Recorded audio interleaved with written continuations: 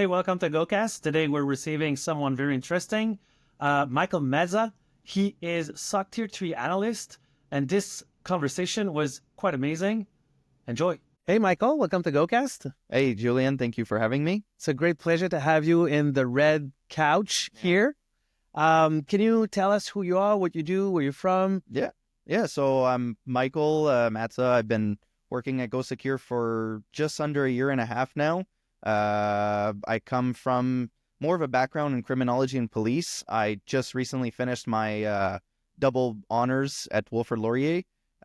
Did schooling at McGill in Montreal with cybersecurity.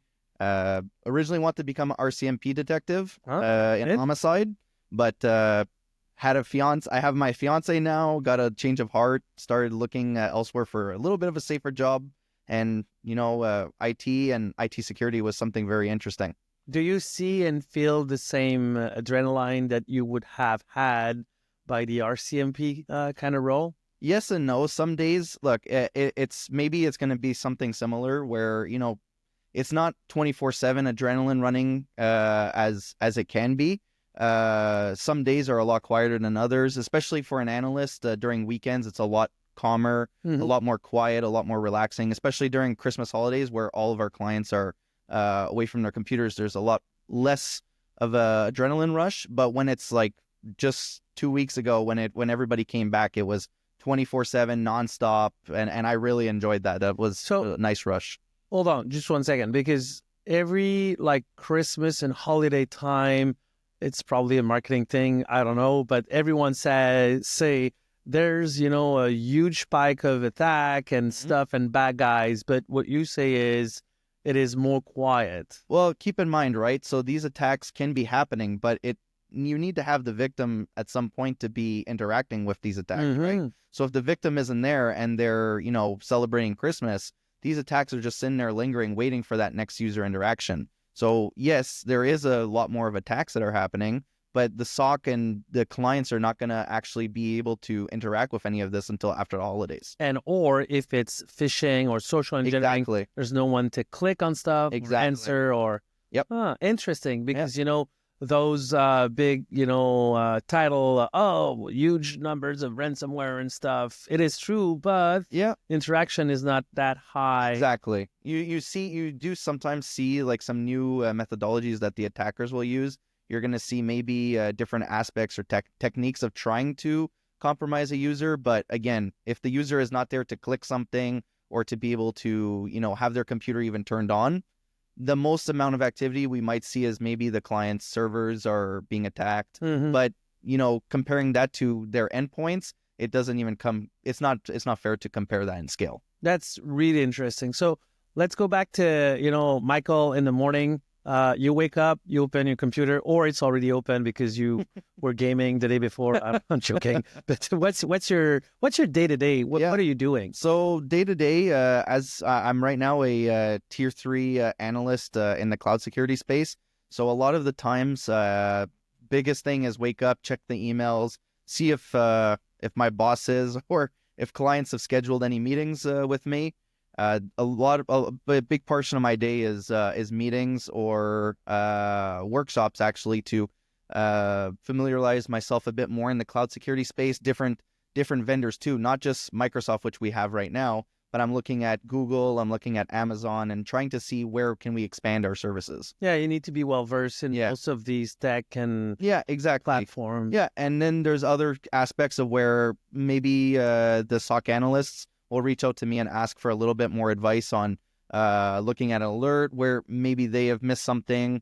Other things as well is sometimes we'll give an investigation, but the client maybe wants a little bit more specific data, and maybe our analysts don't really know where to look, because keep in mind, security is so vast that it's very, very hard for us to be able to cover everything and to know everything. So that's where myself as a tier 3, I'm the last person to really look at it and give a final comb over before we send something to a client. So just for our audience, tier 1, tier 2, tier 3, tier 4?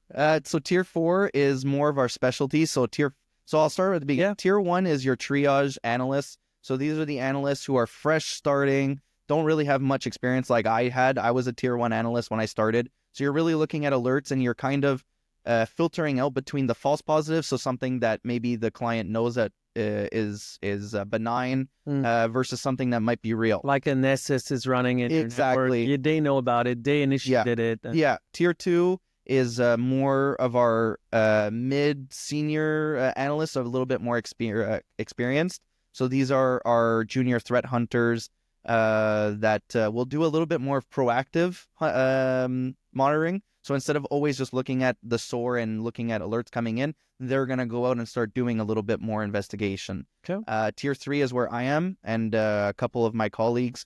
This is where we're more of experts or we're leads in a certain aspect. So we have our shift leads. They're the ones who are in charge of the SOC analysts that are actually working day to day. Then you have your SME and your experts, where myself, I'm in the cloud security space. We have like Frederick Penny, who's our Microsoft specialist. We have Amadeus, who's our threat hunter. So we specialize in everything. Mm-hmm. Tier 4 is where you have outside of MXDR or outside the MDR SOC. This is your VMAS and IR or your core. So these are really fine, detailed specialists that are specializing in just one aspect of security. Because again, it's so vast that our analysts cannot cover everything. Okay. Well, that's absolutely interesting. Would you say like teamwork is the key to that? Teamwork is the dream work, right? So, I mean, it's very, very important for us to always have clear communication across the board. So one thing that we do is anybody who's on shift, we're usually going to have a group chat with everybody who's on, and you're going to communicate very clearly like, hey, I need help. Can you look into this with me? And then you'll sit down with them and do one-on-ones. We have a lot more really interesting things that have happened in the last couple of months. So for example, we had one client who had a pen test, and we actually took upon ourselves to do a white box assessment, which was where we caught the pen testers, we stopped them, and then we were seeing the different aspects of what the client subscribed to us. So for example, they had firewall. So we even contacted firewall team and said, block this IP from communicating, which was our pen testers.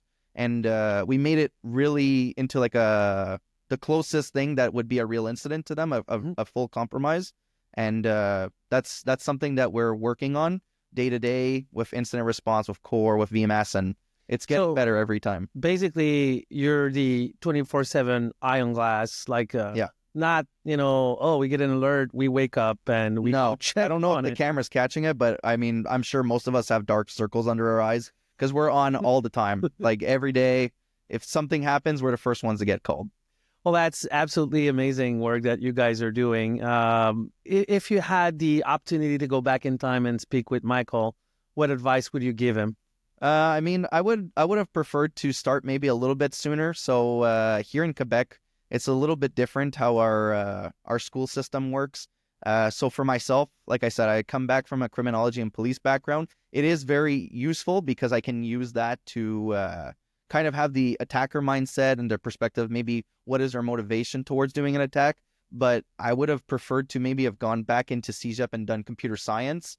And I wish that they had the programs that they have today. So for example, at Champlain Saint-Lambert, they have really a computer science program that's more towards game programming. Okay. But nowadays, my brother, who was an intern here actually, is signed up for the cybersecurity program. So if I could go back in time, but in today's day, I would have definitely done that. I think having a little bit more experience is definitely great because coming as a newbie, it can be very overwhelming for a tier 1 to see all of that with no knowledge. It's pretty scary. I can only imagine. I started 20 years ago and there were no school talking about cyber right away.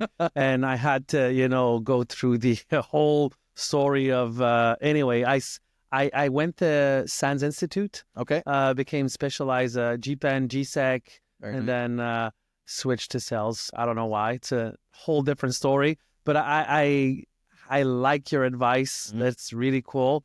And thanks for joining us today, Michael. It's a real pleasure to host you. No worries. Thank you very much for having me. Take care.